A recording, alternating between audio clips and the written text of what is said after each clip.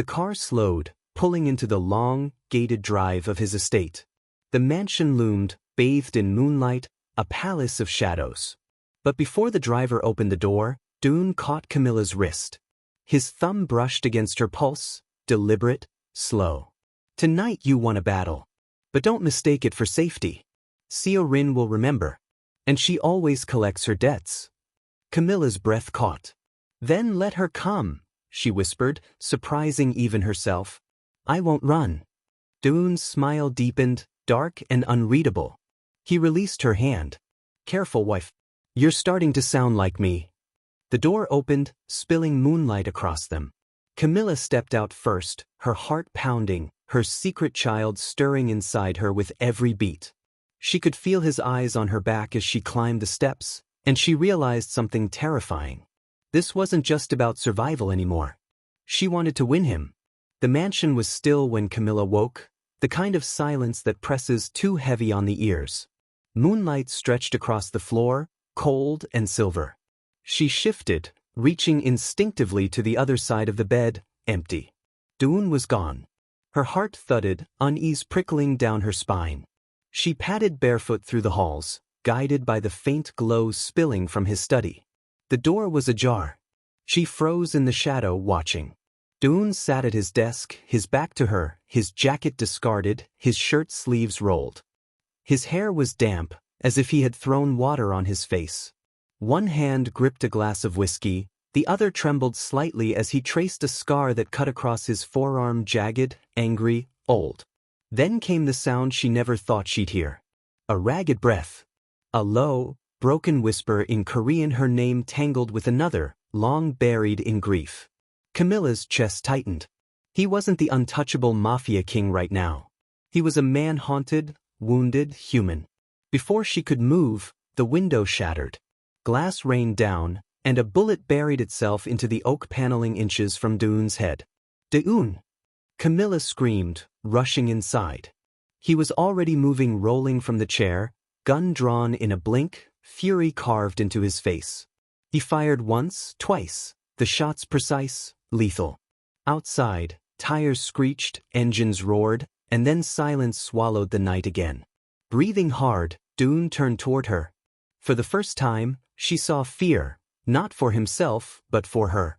"Camilla," he rasped, crossing the room and pulling her against him. His chest was iron, his grip bruising. "You could have been killed." Her hands trembled against him, but she didn't pull away. "So could you?" For a moment, they just stood there in the wreckage, glass beneath their feet, danger still in the air, their hearts beating in sync. And in that moment, Camilla realized something undeniable. She wasn't afraid of the bullets. She was afraid of what losing him would do to her. The study smelled of smoke and steel. Broken glass still littered the floor, but Dune hadn't moved away from her. His hand was still pressed to the small of Camilla's back, as if she might vanish the second he let go. She tipped her head up to look at him, her eyes wide, searching. "Who was it?" she whispered. He was silent for a long time. His gaze roamed her face, as though debating how much she could bear to know. Then finally he spoke. "Han Seo-rin." The name cut the air like a blade. Camilla's stomach dropped. "She doesn't forgive," Dune continued, voice rough. "And she never forgets. Tonight was her warning. Next time she'll aim for your heart." A tremor coursed through Camilla, but she forced her chin higher. "Then let her try." For the first time he almost laughed. Almost. Instead, he cupped her cheek, his thumb brushing the faint line of glass dust clinging to her skin. "You speak like you've known war, Camilla. But you haven't. You don't know what it means to be hunted." She leaned into his touch, defying the fear pressing against her ribs. "Then teach me. Don't shut me out." His hand stilled. His mask cracked. And for the first time, Dune didn't look like a king. He looked like a man remembering. "There was a woman once," he said quietly, each word deliberate, heavy. "She betrayed me. She betrayed my family. Because of her, my father died in front of me. Because of her, I buried my trust with him. Since then," his eyes hardened, "women became weapons in my mind. Pretty daggers. Smiling poisons." Camilla's throat ached. Slowly, she slid her hand over his chest, right above his heartbeat. "And yet you married me." He caught her wrist, holding her palm flat against his heart. His eyes locked on hers, burning. "Because you didn't come to me with poison, Camilla. You came bleeding, and you didn't even realize it. You don't know it, but the night I saw you, I knew, if I didn't claim you, this world would devour you." Her lips parted, but words failed. Dawoon leaned closer, their breaths tangling. "And now, I don't know if that decision saved me or destroyed me." The distance between them was a whisper. Camilla's pulse raced, her body trembling with equal parts fear and longing. She should have pulled away. Instead, her eyes fluttered closed. But before his lips could claim hers, his phone buzzed sharply. He swore under his breath, snatched it from his desk, and glanced at the screen. The moment was gone. His face shuddered, cold again. "See her in," he said flatly. Then, softer, to her, "This isn't over." He turned away to answer the call. And Camilla pressed her palm to her stomach, where a life stirred quietly inside her, her secret growing harder to hide with each day. This wasn't over. Not with Dawoon. Not with Rin. Not with the truth inside her. The morning came heavy and cruel. Camilla gripped the bathroom sink, her knuckles white, her body trembling as another wave of nausea rolled through her. She tried to breathe through it, but the sour taste lingered at the back of her throat. Not now. Not today. She rinsed her mouth quickly, splashed cold water on her face, and stared at her reflection. Her skin was pale, her eyes shadowed, but she practiced a smile anyway. Dawoon noticed everything. She couldn't afford to let him see this. A knock sounded at the door. "Camilla." His voice, low and commanding. "You've been in there too long." Her pulse spiked. "I'm fine," she called, forcing brightness into her tone. "Just needed some air." Silence. Then the faint creak of his footsteps retreating. She exhaled shakily. Too close. By afternoon, the mask was harder to hold. She sat across from Dawoon in his black sedan, on the way to a meeting with one of his business partners. The city rolled past the tinted windows, but her focus narrowed to the twisting knot in her stomach. Dawoon's gaze flicked to her, sharp as ever. "You're pale." "I'm fine," she murmured, pressing her hands to her lap. "You've said that 3 times today," he replied coolly. His hand adjusted his cufflink, but his eyes didn't waver from her face. "My wife doesn't lie well." Camilla swallowed. "Maybe I'm just tired." His jaw tightened. "Or maybe you're hiding something." The words hung heavy between them. For a moment, the hum of the car felt deafening. Camilla looked away, heart pounding. She couldn't tell him. Not now. Not like this. He'd see it as betrayal, as manipulation, just like the woman who had destroyed him before. But before she could form an excuse, the car jolted to a stop at a red light. The sudden motion sent her stomach lurching. She clamped a hand to her mouth, but it was too late. The door flew open and she stumbled out onto the curb, retching into the gutter as horns blared and pedestrians gawked. Strong hands caught her shoulders, steadying her. Dawoon. He didn't flinch, didn't recoil. He simply crouched beside her, shielding her with his body, his expression unreadable as the world stared. When the wave passed, she sagged against him, mortified. "I'm sorry," she whispered, her voice hoarse. His grip tightened. "Camilla," he said softly, dangerously. "What are you hiding from me?" Her heart thundered, the truth clawing at her throat. For a moment she almost said it. "I'm pregnant." But the words froze. Fear rooted her tongue, fear of losing him, fear of shattering the fragile bond they were building. So she shook her head weakly. "Nothing." His eyes darkened, searching her face. He knew she was lying. And worse, he knew she was afraid. The car horn behind them blared again, but Dawoon didn't move. He lifted her into his arms in one fluid motion, as though she weighed nothing, and carried her back inside. "Rest," he ordered once they were seated again, his voice low, lethal in its restraint. "But understand this, secrets don't survive in my world. If you keep lying to me, it will destroy us both." Her hands pressed against her stomach. She had never been closer to losing everything. The night pressed down heavy over the estate, the silence broken only by the distant hum of cicadas. Camilla sat curled on the edge of the bed, clutching her knees, staring at the window. She should have been asleep, but her body betrayed her, restless, trembling, torn between fear and longing. The door opened without warning. Doon stepped inside, his presence filling the room like a storm. His jacket was gone, his tie loosened, his shirt sleeves rolled back. The edges of his composure were frayed, though his face still carried that dangerous calm. Camilla straightened, her breath catching. He closed the door with a soft click.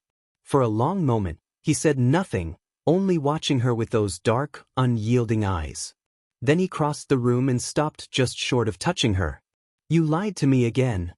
His voice was low, but not cold, more wounded than angry. Her lips parted. "Doon." He crouched in front of her, forcing her eyes to meet his. His hand came up, brushing a loose curl from her cheek, his thumb lingering just long enough to make her heart stumble. "Do you know what I hate more than betrayal?" His gaze was fire and shadow all at once. Being shut out. Being treated like a man too broken to be trusted with the truth. Camilla's throat ached. She wanted to tell him. God, she wanted to. But the fear coiled tighter. If he saw her pregnancy as a trap, as manipulation, he would never forgive her. Her silence stretched too long. Doon's jaw clenched. He leaned closer, his forehead brushing hers, his breath hot against her lips. "I see everything, Camilla. Every flicker of fear in your eyes. Every lie on your tongue. And yet," his voice cracked, just barely, "I still want you." Her resolve wavered. Tears pricked her eyes as she whispered, "Why me, Doon? Out of everyone, you could have anyone. Why me?" His hand slid to the back of her neck, holding her as though she might disappear. "Because you are the first woman who ever defied me without trembling. Because when I look at you, I don't see a weapon. I see peace. And that terrifies me more than bullets." Her chest tightened, her body swaying toward his. The space between them dissolved. His lips brushed hers, tentative at first, then firmer, claiming. The kiss was fire and confession, unspoken truths tangled in heat. When he finally pulled back, his thumb traced her trembling lower lip. His voice was raw, stripped bare. "Camilla, trust me with whatever you're hiding. Don't make me drag it from you." Her secret clawed at her throat, desperate to be freed. Tell him now." But instead, she pressed her forehead to his, whispering the only truth she dared. "I'm scared, Thun. That's all I can give you tonight." His arms closed around her, pulling her into his chest, his heartbeat thundering against her ear. "Then be scared," he murmured, pressing a kiss into her hair. "But be scared with me." And for the first time, Camilla let herself rest in his embrace, even as her secret grew heavier between them. The charity gala was the kind of event that lets soul forget, for a few hours, the underground economies that actually moved the city. Crystal chandeliers, white-gloved servers, clinking glasses, and speeches full of carefully measured compassion, all the optics of power and benevolence. For Doon, it was theater, a place to sign a few deals, display soft philanthropy, and remind the world that his name was untouchable. Camilla stood at his side, luminous in a pale gold gown that made her look like sunlight trapped in silk. Tonight she moved through the crowd like practiced royalty, a role she had learned quickly, and with every nod and smile she felt Doon's eyes on her. He'd been gentle all day, guarding her with 1,000 tiny signals, his hand at the small of her back, a whispered word, a watchful tilt of his head. They were halfway through the program when the lights flickered. At first everyone thought it was a technical glitch. The band's strings stuttered. An awkward laugh rolled through the ballroom. Doon's jaw tightened. He felt it the way men who command empires feel tremors before an earthquake. Then the ceiling above the VIP table exploded into rain. Confetti. A white-hot shockwave that tore through gowns and tuxedos. A table toppled, plates and wine scattered like wounded birds. Screams wrenched the air apart. Doon moved before his mind could make sense of it, a practiced machine with a man inside. He pulled Camilla down behind the nearest column, his hands like iron, his breath a hard press at her ear. He tasted smoke and copper and the metallic tang of panic. "Stay with me," he ordered, voice ablade. The world became a fragmented kaleidoscope of pain, guests clawing for exits, heels skittering, a child's cry. Then he saw her, Han Surin, standing at the back as the chaos unfurled, hands raised, porcelain face like a trophy, lips thin with satisfaction. She was surrounded by shadowed figures that moved like wolves. Dune's vision tunneled. He launched forward, a controlled storm. Men were in his path and he didn't look at them. He removed threats with surgical violence, each movement precise and lethal. Camilla's fingers dug into his sleeve so hard she left crescent marks. Someone tried to drag her toward a side door. She struggled and the man pulled a blade. The world slowed and she smelled bleach and expensive perfume and the animal fear of being held like prey. Dune struck him down before his hand closed. He wrenched the man off her and shoved Camilla into the vault of his arms. The press of his body, the thump of his heartbeat, steadied something in her that had been teetering. She realized, cold and raw, that death had been possible the length of a heartbeat ago. And here he was, furious and unchained. They reached the back corridors where the staff had been shoved into panic.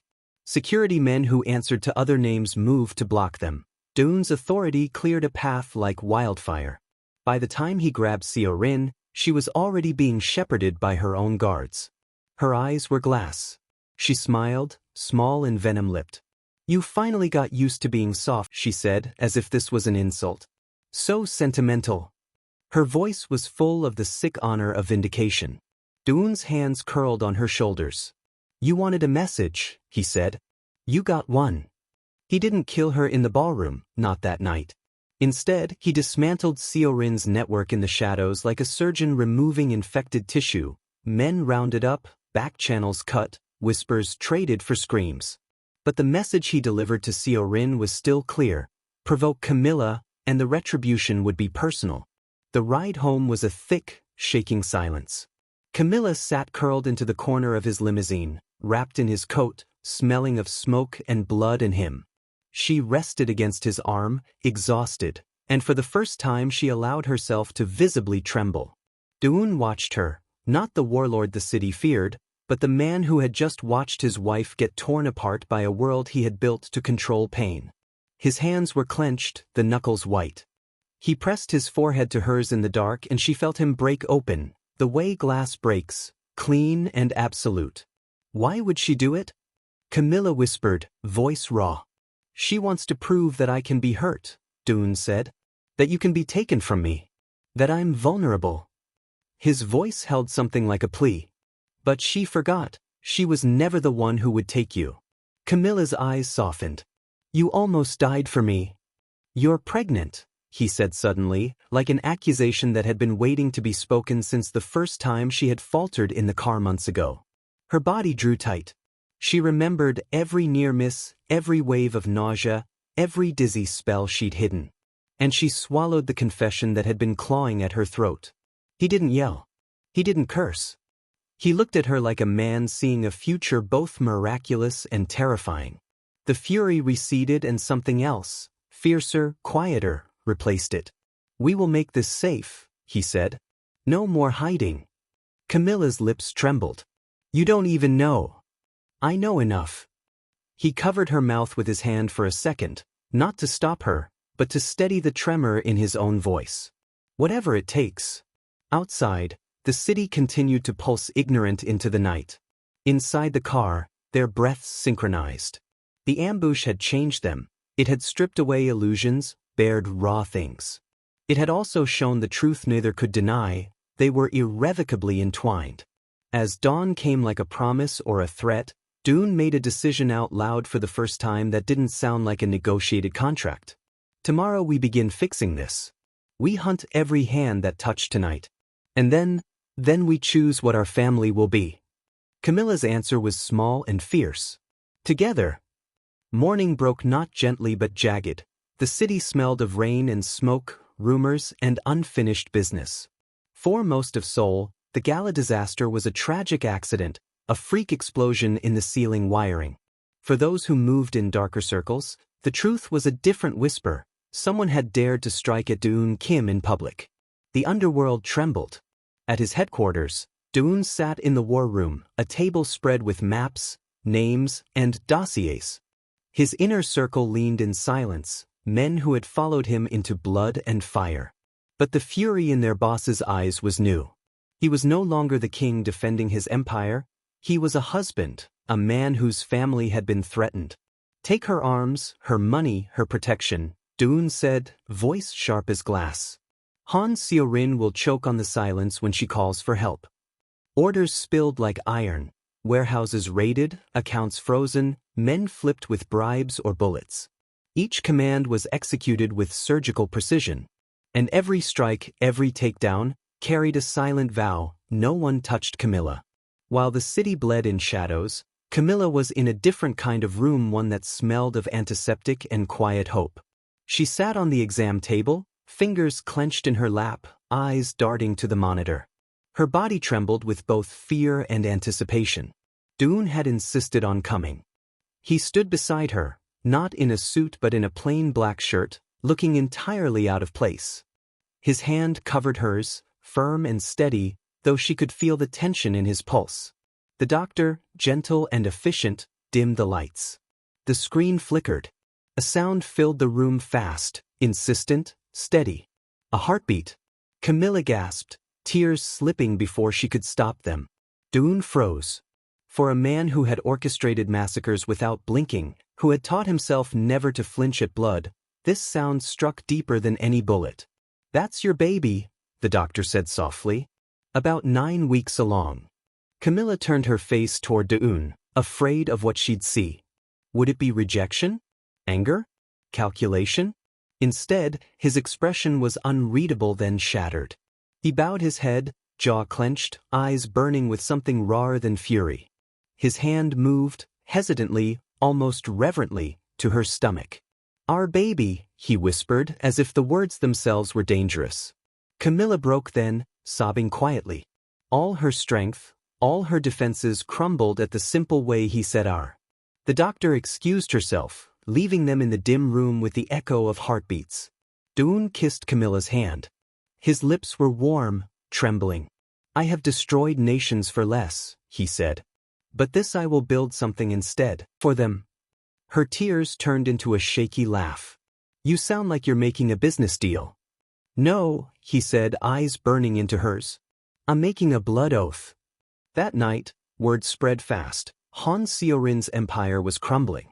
Her allies fled or betrayed her, her accounts vanished, her soldiers disappeared into unmarked vans. She was no longer feared, she was prey. And in Doon's penthouse, Camilla lay awake, one hand over her stomach, feeling both fragile and unstoppable.